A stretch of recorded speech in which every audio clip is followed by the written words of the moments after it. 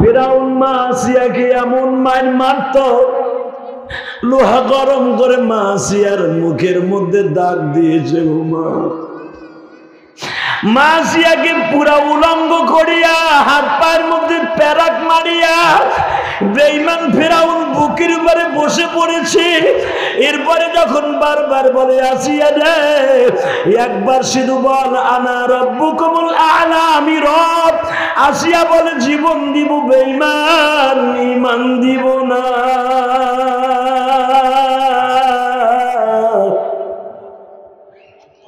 জীবন দিব ঈমান দিব না।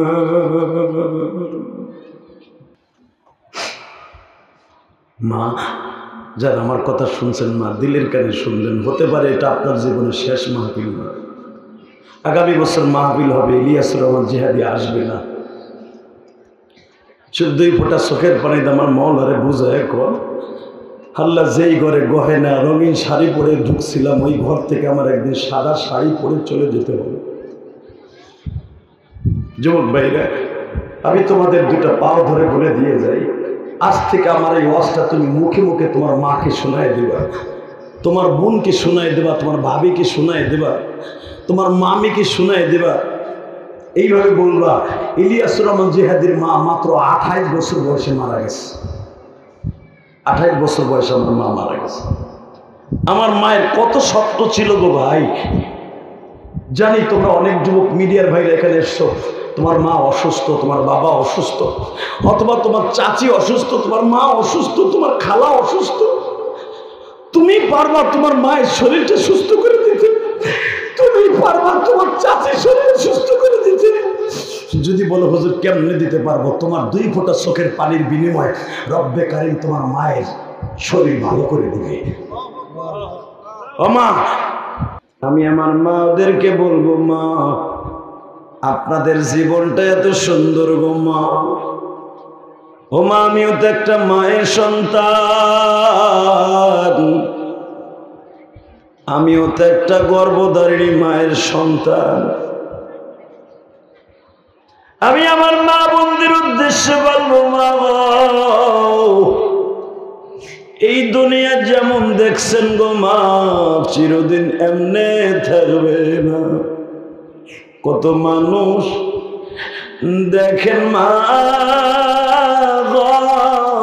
জমিনে,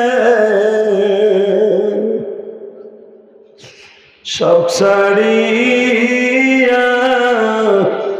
যেতে হবে কবরে, সব ছাড়িয়া যেতে হবে কবরে।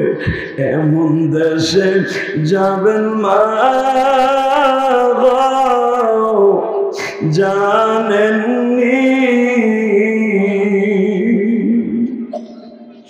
সঙ্গী সাথী নাই গো মা গো, নাই বাতি। আমি আমার মা বোনদেরকে বলবো, মা এই ওয়াজটা শুধু আপনাদের গো মা। মাহফিলের কর্তৃপক্ষ রাত্রে পুরুষদের ওয়াজ দিয়েছে, দিনের বেলায় আপনাদেরকে জমায়েত করেছে মা, দিনের 2-4টি কথা বলার এবং শোনার লাগিয়া। একটা মা পারে মা জাতিকে সুন্দর করার লাগিয়া। যদি একটা মায়ের পর্দানিশী মায়ের গর্ভ থেকে একটা ভালো সন্তান জন্ম নেয়, আমার শফি সাহেবের মতো একটা সন্তান জন্ম নেয়, ইলিয়াস রহমাতুল্লাহর মতো একটা সন্তান জন্ম নেয় গো মা, সরমনায় আল্লাহর কুতুবের মতো যদি একটা সন্তান জন্ম নেয়, মুফতি ফায়জুল্লাহর মতো যদি একটা সন্তান জন্ম নেয়, আল্লামা শামসুল হক ফরিদপুরের মতো যদি একটা সন্তান জন্ম নেয় গো মা, যাদের নাম বললাম এরাও কিন্তু মায়ের সন্তান গো মা। যদি একটা সন্তান নেককার হয়ে যায়, ওই মাকে আল্লাহ জান্নাতের টুপি আগে পরা দেন করাইবা। আল্লাহু আকবার জোরে বলেন না কেন? আজকে মেয়েদের অবস্থা দেখলে শয়তান ওই এলাকা ছেড়ে যায়। শয়তান কয় এখানে আমার ডিউটির দরকার নেই, ও নিজেই শয়তান। এমন বোরকা পরে, এমন কাপড় পরে, শয়তান লজ্জা পায়। আর প্রধানমন্ত্রী শেখ হাসিনা আইন করছে, ইফটিজিং করলে 6 মাসের জেল, 5 লাখ টাকা জরিমানা। বাজা মাছ ভাইজা বিড়ালের সামনে দিলে বিড়াল কইব দুল্লা ভাই আমি খাবো না। ল্যাংড়া স্যাংড়া অবস্থায় ইহুদি নাসারাদের মধ্যে, ইহুদি নাসারা মহিলাদের মধ্যে চলাফেরা করলে পুরুষরা তো চাইবই। অতএব পর্দার সঙ্গে চলা, এটা আল্লাহ পাক আপনাদের নৈতিক দায়িত্ব দিয়েছেন। ওয়াকারনা ফি বুয়ুতিকুন্না ওয়ালা তাবাররাজনা তাবাররুজাল জাহিলিয়াতিল উলা। আল্লাহু আকবার। সুবহানাল্লাহ। জাহিলিয়াতিল উলা, ওই সেই বর্বরতা, সেই অশ্লীলতা, সেই ইহুদি নাসারাদের মতো এই জিন্দেগি চালানো যাবে না মা। ওমা, এমন একদিন আসবে যেই ঘরে রঙিন শাড়ি পরে ঢুকছিলেন, ওই ঘর থেকে সাদা শাড়ি পরে চলে যেতে হবে। আমি গতকালকে রাত্রে বলছিলাম, আসলে আমি রাত দিন মিলে কোনো মাহফিল আমি নেই না। আমি দিনের বেলা মাহফিল করতে আগ্রহী নয়, কারণ দিনের বেলার মাহফিলে কণ্ঠ নষ্ট হয়ে যায়। 2 নম্বরে, দিনের বেলার মাহফিলের ভিতরে কতগুলো সমস্যা আছে। ঘুমের ব্যাঘাত ঘটে, রেস্টের সমস্যা হয়। কিন্তু আমার ভাইদের রিকোয়েস্টে, এই মাদ্রাসার প্রিন্সিপালের রিকোয়েস্টে, এই পাবনা আটঘরিয়াতে মনে মনে ভাবলাম, রাত্রে যখন ভাইরা নিবে, দিনের বেলায় যদি আমার মা বোনদেরকে একটু শুনিয়ে নেওয়ার পর যদি একটা মাও ভালো হয়ে যায়, পুরা জাতি ওই এলাকার মানুষগুলোকে আল্লাহ মাফ করে দেবে। এই জন্য আমি রাজি হয়েছি, তা না হলে কিন্তু আমি রাজি হতাম না। আর আমি দেখতেছি আমার যুবক ভাইরা, বিশেষ করে আমার মিডিয়ার ভাইরা, আপনারা এত মিডিয়া দিনের বেলা রাতের গুলা রয়ে গেছেন, আমি কল্পনাও করি না। তাহলে আমি ওয়াজি নিতাম না। কারণ বর্তমানে মিডিয়ার থেকে যে কত দূরে থাকতে চাই আল্লাহ ছাড়া কেউ জানে না। কারণ মিডিয়া আমাদের জীবনটা শেষ করে দিছে। তবে সব মিডিয়া না, কিছু কিছু মিডিয়া আছে আল্লাহ এবং আল্লাহ রসুলকে ভালোবাসে, ঠিক আলেমুল আমাকে যেমনি ভালোবাসে, রসুলকে তেমনি ভালোবাসে। এরা চায় আলেমুল আমার সম্মান বৃদ্ধি করতে। আর কিছু কিছু মিডিয়া আছে ওর পরে আল্লাহ লানত, গজব, আল্লাহ লানত ওর উপরে। আজকে এক আলেমের সাথে আর এক আলেমের এমনভাবে যুদ্ধ লাগাই দিছে, এমন ডিভাইডেড হয়ে গেছে, ফার ডিফারেন্স হয়েছে একজন আর একজনের মধ্যে। আল্লাহকে আমরা আলেমুল আমা একই মায়ের সন্তান, আমরা একই সুতায় বাঁধা, হোক কওমি হোক আলিয়া, কিন্তু আমরা একই মায়ের সন্তান। কোরআন হাদিস তো আলাদা না। কোরআন বানানো না, আলিয়া লাগো কোরআন 32 পারা, কওমিয়া লাগো কোরআন হলো 29 পারা। কোরআন 30 পারা সবার জন্য। হাদিস বুখারী, মুসলিম, আবু দাউদ, নাসাই সব একই। হালাকে বুঝাবার ধরন, বাচন ভঙ্গি এক একজনের এক এক কোয়ালিটি। এই জন্য কিন্তু আমরা একজন আর একজনের আলাদা নয়, একজন আর একজন শত্রু নয়। এই শত্রুতা সৃষ্টি করে দিয়েছে মিডিয়াগুলি। আমি মিডিয়াদেরকে বলবো, তোমরা এসেছো, দিনের বেলা এসছো, রাত্রেও ছিলা। এই 50-60টা মিডিয়া, 20-30টা মিডিয়া তোমরা আসো, দোয়া করি আল্লাহ তোমাদের ব্যবসা বরকত দান করুক। কিন্তু আল্লাহ তোমাদের হালাল রেজেকের ব্যবস্থা করুক। কিন্তু এমন রেজেক অর্জন করো না যেই রেজেকের দ্বারা তোমরা জাহান্নামে যাও। আলেমুল আমাকে কষ্ট দিয়ে ইনকামের দরকার নাই, কম হোক, হালাল হোক। আল্লাহ কবুল করুক, জোরে করে আমিন। তো আমি মিডিয়ার ভাইদেরকে সতর্কতার সাথে সতর্কতামূলক কথা বলবো, কোনো আলেমকে নষ্ট করার জন্য, তার জীবনটা ধ্বংস করার জন্য তোমরা উঠে পড়ে লেগে গিয়েও না। তুমি যাকে আজকে ক্ষতি করছো, তুমি যার আজকে এত কিছু করছো মিডিয়ার দ্বারা, হতে পারে আল্লাহ তোমাকে এমন একদিন নষ্ট করে দিবে যেদিন তোমার পাশে কাউকে পাবে না। আলেমের দোয়া খুব সিরিয়াস, বড় দোয়া সিরিয়াস। আল্লাহ আমাদেরকে কবুল করুক, জোরে করে আমিন। মিডিয়া সম্পর্কে কথাগুলো আগেই বলে নিলাম, এই জন্য তোমরা কোনো কথা কাট সাট করে উপস্থাপন করবে না। ছাড়লে পুরা ওয়াজটা সারবা, হোক আমার সেটা রং হয়েছে কথা। 5000 কথার ভিতরে একটা ল্যাঙ্গুয়েজ, একটা আওয়াজ, একটা শব্দ এদিক সেদিক হতে পারে। এই জন্য যে আমার 2 ঘন্টার আলোচনা সব শেষ হয়ে যাবে, এটা তোমার কারণে হচ্ছে। আল্লাহ তোমাদেরকে এই সমস্ত দুষ্কৃতির হাত থেকে আমাদের বক্তৃতার জীবনটাকে আল্লাহ হেফাজত করো। জোরে বলেন আমিন, আরো জোরে বলেন আমিন। আমি আমার মা বোনদের উদ্দেশ্যে বলবো, মহিলাদের ওয়াজে বসে, মা গো, আজকে যারা বসে আছেন, কোন আওয়াজ যেন না হয় মা, একটা আওয়াজ যেন মহিলা প্যান্ডেলে না হয়। কিছু কিছু মহিলা আছে এই ওয়াজের জন্য দেখবেন 10 মহিলা এক জায়গায় বসছে, আর এই মহিলার গোষ্ঠী এমন সিরিয়াস, 100 পুরুষ এক জায়গায় বইয়া কথা না বলার সিস্টেম করতে পারে, মহিলারা 10 জন বই এক জায়গায় কথা না বলে পারে না। মহিলা ভরে গেছে না, এত মহিলা, সুবহানাল্লাহ। আমি আমার মা বোনদেরকে বলবো, মা আপনি আমার মা, আপনি আমার বোন, আমি আপনাদের এখানে আসছি, আলহামদুলিল্লাহ আমি খুব খুশি হয়েছি যে আমার মা বোনরা হাজার হাজার মা বোনেরা চলে এসছে, পর্দার ভিতরে বসে আছেন। মা মহিলাদের আওয়াজটাও কিন্তু পর্দা, ঠিক না বেঠিক? মহিলাদের আওয়াজটাও কিন্তু পর্দা। মা আপনার আওয়াজ যদি আমার কানে আসে, আপনার ওই জিহ্বাটাকে, আপনার ওই ঠোঁটটাকে আমার আল্লাহ রেলগাড়ির মতো বলায় ফেলবে টেনে, এবং লোহার কটা লাগাইয়া, জাহান্নামের কটা লাগাইয়া যতদিন পর্যন্ত আপনার আওয়াজ যাবে সে পর্যন্ত আল্লাহ পাক আপনার জিহ্বাটা টেনে প্যারাক মেরে দিবে।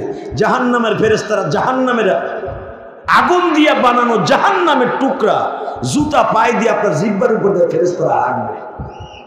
আল্লাহ আমাদেরকে হেফাজত করেন, জোরে কোন আমিন। আরো জোরে বলেন আমিন। আমি আমার মা বন্ধুর উদ্দেশ্যে বলবো, মা আপনারা একজন আর একজনকে একটু জায়গা করে দেন। মা একজন আর একজনকে একটু জায়গা করে দেন। মনে করেন ওই মহিলা আপনার মা, মনে করেন ওই মহিলা আপনার বোন, মনে করেন আপনারা একটু আমার স্টেজের দিকে, অর্থাৎ আপনাদের আমার সামনে তো পর্দা লাগানো, আমি তো আর আপনাদেরকে দেখতে পাচ্ছি না। মা শুধু আপনারা একজন আর একজনের ভলান্টিয়ারের দায়িত্ব পালন করেন। আবার এক মা দাঁড়িয়ে একটু তাশকিল করেন যে তোমরা একটু চেপে চেপে বসো। অনেক মা দাঁড়িয়ে আছে, আপনার কি ভালো লাগবে মা মহিলারা দাঁড়িয়ে থাকুক? সে তো আপনারই মা হতে পারে, সে আপনার বোন হতে পারে। মা আপনার মেহেরবানি করে একজন আরেকজনকে চেপে চেপে বসে একটু বসার ব্যবস্থা করে দেন। আর আল্লাহ বলেছেন ওয়াজের মাহফিলে যদি তুমি একজনকে জায়গা করে দাও দিনের কথা শোনার জন্য, আল্লাহ তোমাকে জান্নাতে জায়গা করে দিবে। জান্নাতের আশায় মা আপনি আমার মা বোনদেরকে একটু বসার জায়গা করে দেন। আপনি একটু চেপে চেপে বসেন। এমনি তো মোটামুটি শীত, এই পাবনা আটগড়িয়ায় দেখলাম অনেক শীত। আমি কিন্তু এই বছরে প্রথম এই বছরে শীতের সিজনে আজকে কম্বল গায়ে দিয়েছি। এতদিন কিন্তু আমি কম্বল গায়ে দিই নাই। আজকে আপনাদের এখানে এসে, আর আমি মাহফিল করে তো কোথাও থাকি না, রাত্রে আমি কোথাও থাকি না। আপনাদের পাবনা এসে গতকালকে রাত্রে প্রোগ্রাম শেষে, কারণ দিনের প্রোগ্রাম করতে হলে তো রাত্রে থাকতে হবে। আলহামদুলিল্লাহ আমি যেই বাসায় ছিলাম, আল্লাহর বান্দা অনেক ভালো মানুষ, অনেক ভালো মানুষ, সুবহানাল্লাহ। আমাদের অনেক খেদমত করেছে। তো আমি যেটা বলতে চাইছিলাম যে আজকে সবে মাত্র কম্বল গায়ে দিছি, তাহলে বোঝা গেল পাবনায় অনেক শীত। সেই শীতের মৌসুম মা আপনারা মেহরবানি কিন্তু চেপে বসলে আমিও খুশি হব। আমার আল্লাহ দেখতেছে, হয়তো আমি আপনাদেরকে দেখি না মা, কিন্তু আল্লাহ সুবহানাহু ওয়া তাআলা আপনাকে দেখতেছেন। মেহরবানি করে একটু চেপে চেপে বসেন। একটু জায়গা করে লা ইলাহা ইল্লাল্লাহ, লা এই বসে দেখেন। মানুষে মনে করবে হুজুর খালি লেডিস, জন্ডিস নাই, উঠবেন না আমার পাশ থেকে, তাহলে আমি যাবো। আলহামদুলিল্লাহ বলেন। আসলে মহিলাদের ওয়াজ করা খুবই সিরিয়াস, কারণ সামনে শ্রোতা না থাকলে তো কষ্টই লাগে। তারপরে আপনারা যে কজন মানুষ হয়েছেন আমার দিলটা ভরে গেছে, আলহামদুলিল্লাহ বলেন। আপনারা এমনভাবে আওয়াজ দিবেন যদিও মনে করবেন 5000 লোক আমার সামনে বয়ে রয়েছে। আল্লাহ পাক আমার মা বোনদেরকে কবুল করুন, জোরে বলেন আমিন। আরো জোরে বলেন আমিন। সম্মানিত শ্রোতা মণ্ডলী, আমি আপনাদের রিকোয়েস্টের জন্য বলছি, যে সমস্ত ভাইরা এখন রাস্তাঘাটে দোকানপাটে ঘোরাফেরা করছেন, আপনাদের সকলের কাছে আমার দাবি থাকবে, আপনারা অন্তত প্যান্ডেলের সামনে, আমার স্টেজের সামনে অনেক জায়গা আছে, মেহরবানি করে আপনারা বসে পড়েন। আল্লাহ কবুল করুক, জোরে বলেন আমিন। তা আমি বলতেছিলাম, এই পৃথিবী কি থাকার জায়গা? বলেন, থাকতে পারবেন? আমি আমার মা বন্ধুর উদ্দেশ্যে বলছি, মা আপনাদের আওয়াজ শুনতে চাই না, শুধু ছোট্ট আওয়াজে বলেন তো মা আপনারা সবাই, আপনারা কি চিরদিন থাকতে পারবেন? সম্ভব না মা। আমার মা, আমি আমার মায়ের কথা সদা সর্বদাই বলি, আর আমার মায়ের কথা শুনে পৃথিবীর এমন কোনো মা ভক্ত নাই যে তার চোখে পানি আসবে না। কারণ আমার মা এমন একটা রত্ন ভাণ্ডার মা, আমার মা এমন একটা গর্ভধারিণী মা। আমার মায়ের ইতিহাস শুনলে হয়তো আমার এই মাদের উপকার হবে। আমার জনম দুঃখিনী মা আমাকে মাদ্রাসায় ভর্তি করে দিয়ে যায় নামাজে বসে আমি দেখতাম আমার চোখের সামনে। আমার মা আমাকে মসজিদে পাঠিয়ে দিয়ে বলতো, বাবা মসজিদে যাও। আমি মসজিদে যেতাম, আমি মসজিদে নামাজ কমপ্লিট করে এসে দেখতাম আমার মা যায় নামাজে সেজদায় বসে আমার জন্য খাবে। আল্লামা ইলিয়াসকে তুমি আলেম বানাও। আল্লাহ তুমি আমার জাদুকে কোনোদিনও পথভ্রষ্ট করে দিও না। মায়ের দোয়া বলে কবুল হয়, মায়ের দোয়া বলে কবুল হয়। আমি যদি সত্যিকারে মা হয়ে থাকি, আমার ইলিয়াসকে তুমি আলেম বানাইও। আমি যে শুরুতেই বলছিলাম, একটা মা পারে একটা ভালো সন্তান উপহার দিতে। আমি পৃথিবীতে কোনোদিন এই ইতিহাসটা কোনোদিন ভুলবো না। আমি চোখ দিয়ে দেখেছি আমার জনম দুঃখিনী মা। শুধু যে একদিন আমার মা কেঁদেছে তা নয়, আবার আটগড়িয়া পাবনার ভাইরা এই বেলা 11:30 12টার সময় আমি আপনাদেরকে বলে গেলাম, একটা মাই পারে একটা সুন্দর আদর্শ ফ্যামিলি উপহার দিতে। একটা মাই পারে একটা সন্তান উপহার দিতে, যেই সন্তান হতে পারে আব্দুল কাদের জিলানীর মতো, যেই সন্তান হতে পারে মুফতি আমিনের মতো, যেই সন্তান হতে পারে শাইখুল ইসলাম আহমদ শফির মতো, যেই সন্তান হতে পারে আল্লামা শামসুল হক ফরিদপুরের মতো।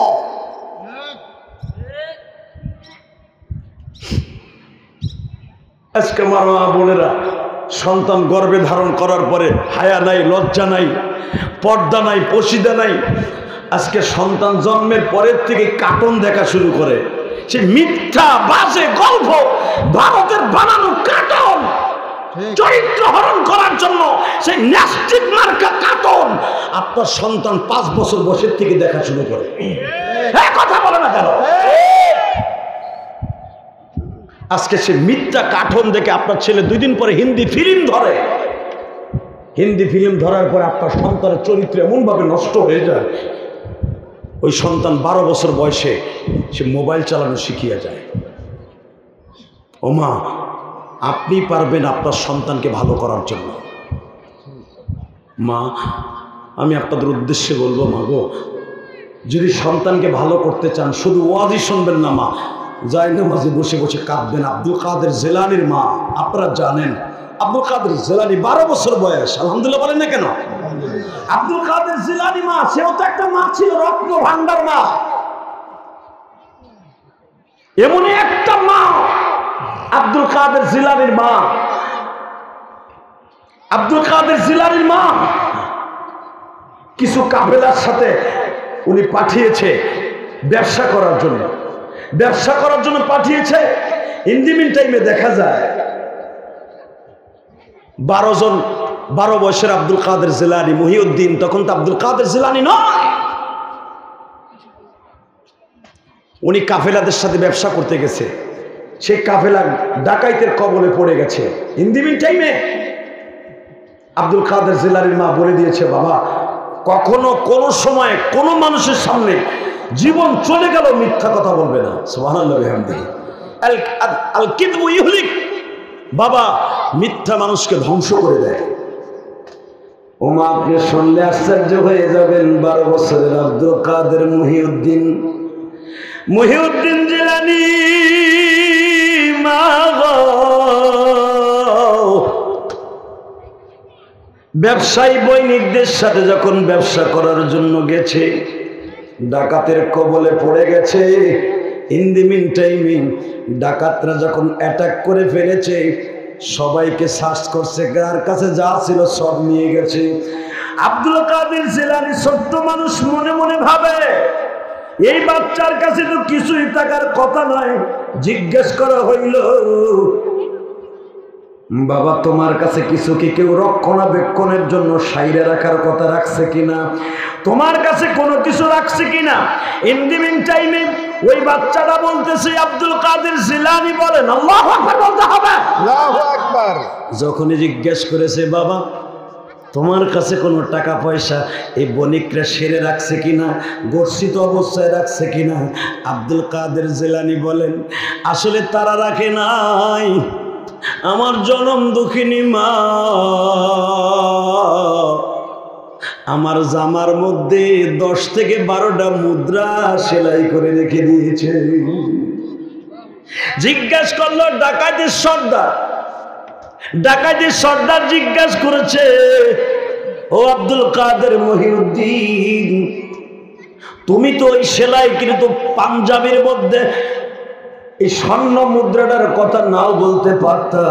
তোমার জিজ্ঞেস করলাম আর তুমি বলে দিলে, কারণটা কি বলো? মহিউদ্দিন আব্দুল কাদের জিলানী বললেন, ও আমার ভাইরা, যদি আপনার পেটের জন্য এত কষ্ট করছেন, আমার জনম দুঃখিনী মা আমার শিক্ষা দিয়েছে, মহিউদ্দিন জীবন চলে যাবে বাবা, মিথ্যা কথা বলবা না।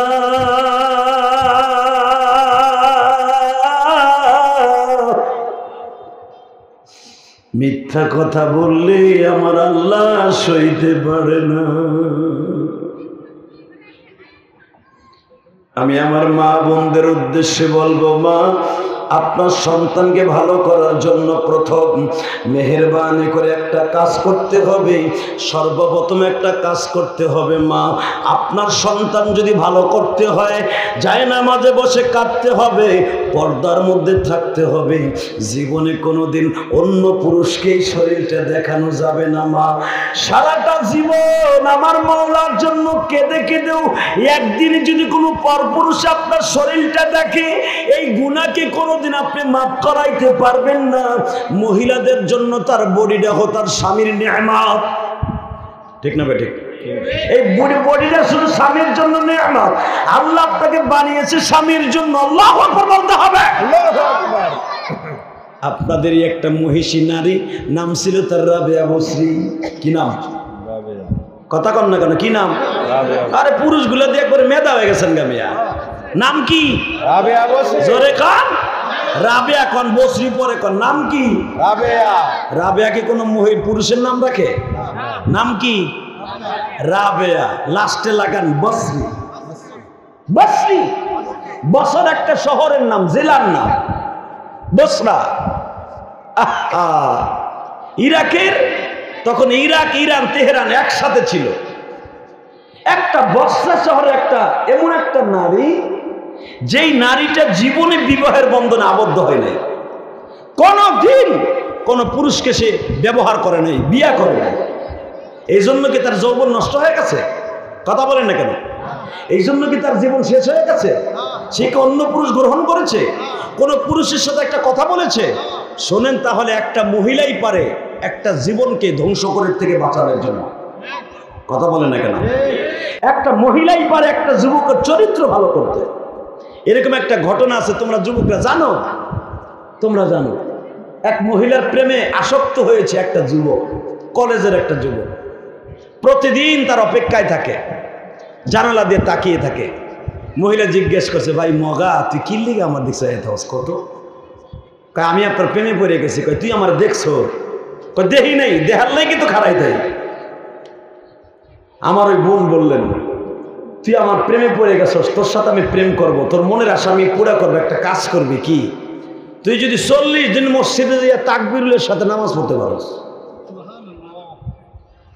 আর যদি ওই নেস্টিক মার্কা, নাইকা মার্কা, ওই লোপার মতো, লোপা রহমান, এই যে পাপিয়ার মতো একটা বাঘ খাটাস চরিত্রহীন, কথা বলেন না কেন? এই পাপিয়ার মতো, লোপার মতো, এই নেস্টিক মার্কা, এই নট্টুকিরা হয়তো তুই আমার প্রেম করবি, 1 লাখ টাকা দিতে পারবি, যা চাবি তাই পাবি। কথা কন না কেন? আর এই মহিলা কি বললেন, তোর সাথে আমি প্রেম করবো, একটা শর্ত, তুই 40 ওয়াক্ত নামাজ পড়বি মসজিদে যেয়ে তাকবীরের সাথে। 40 ওয়াক্ত নামাজ পড়তে কয়দিন লাগে? 8 দিন লাগে। 5 8 কথা কও না কেন? কয়দিন? 8 দিন।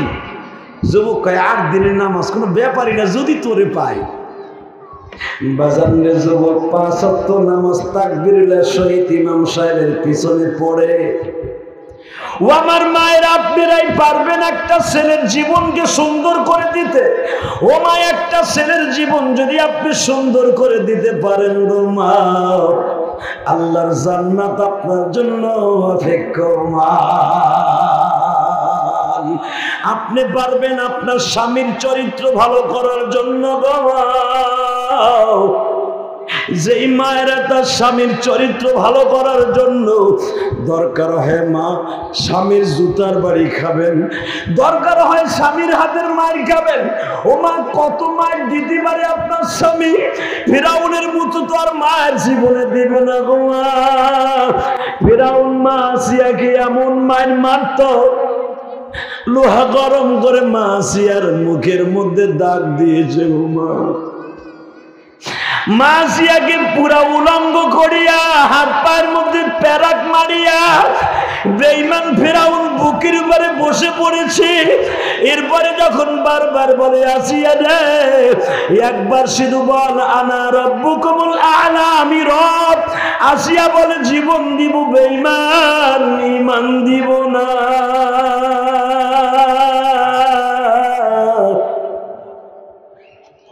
জীবন দিব ঈমান দিব না।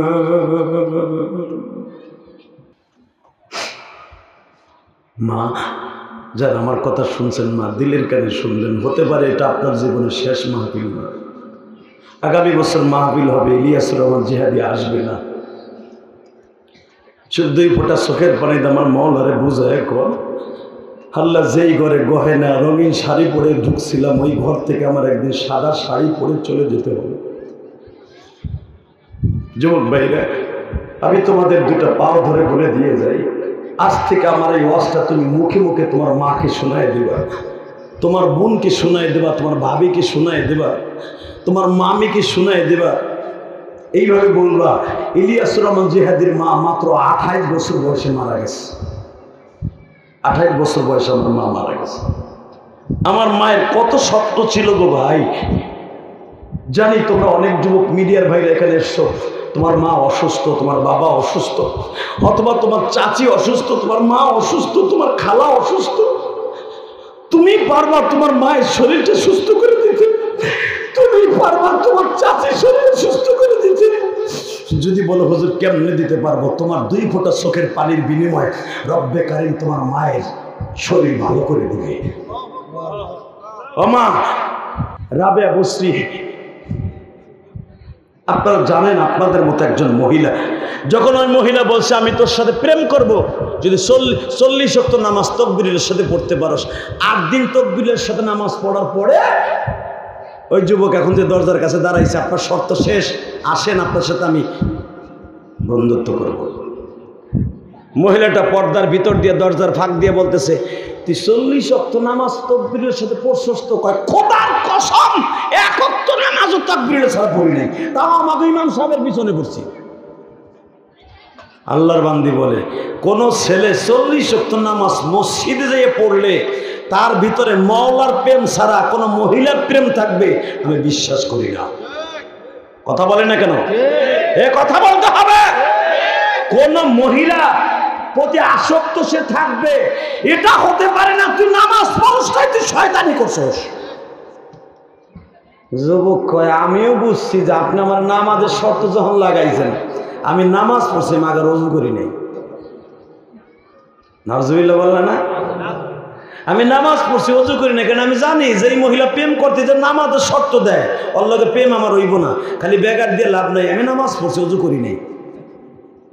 বাজান যুবক ভাইরা, আমি তোমাদের 2টা পাও ধরে বলে দিয়ে যাই, একটা জাতি ভালো করার জন্য একটা মহিলাই যথেষ্ট।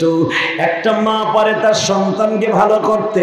ও মা, আপনাদের রাহবার আল ফাতেমা তো সাইয়্যিদাতু নিসাই আহলিল জান্নাহ, ফাতেমা হলো আপনাদের জান্নাতের গাড়ির ড্রাইভার গো মা। ও মা,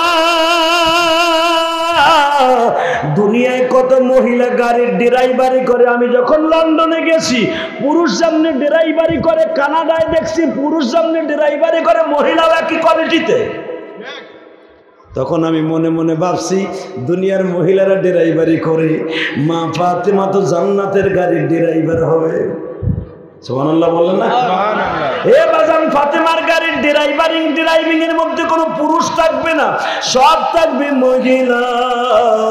ওই মহিলাই থাকবে গো মা, যেই মহিলা জীবনে কোনোদিন স্বামীর উপর দিয়ে চোখ গরম করে কথা বলে নাই, কোনোদিন তার সন্তানকে বাবা বেপরদায় চালাবার আদেশ করে নাই।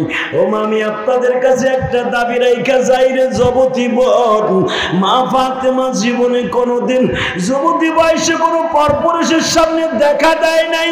মা ফাতেমা স্বামীর ঘরে তাইকা বহুত কষ্ট করেছে, জীবনে কোনোদিন স্বামীকে বুঝতে দেয় নাই গো মা। বিষাদ নিচে 20 ফুট পানি কুয়ার থেকে মা ফাতেমা পানি তুলতো, বাজানরে পানি তুলতে তুলতে চামড়ার রশি হাতের মধ্যে বাবা দাগ পড়ে গেল। মা ফাতেমা কোনোদিন স্বামীকে বলে নাই আমার হাতে দাগ পড়ে গেছে, তুমি কেন আমার জন্য একটা সিস্টেম করে একটা বান্দি আনো না।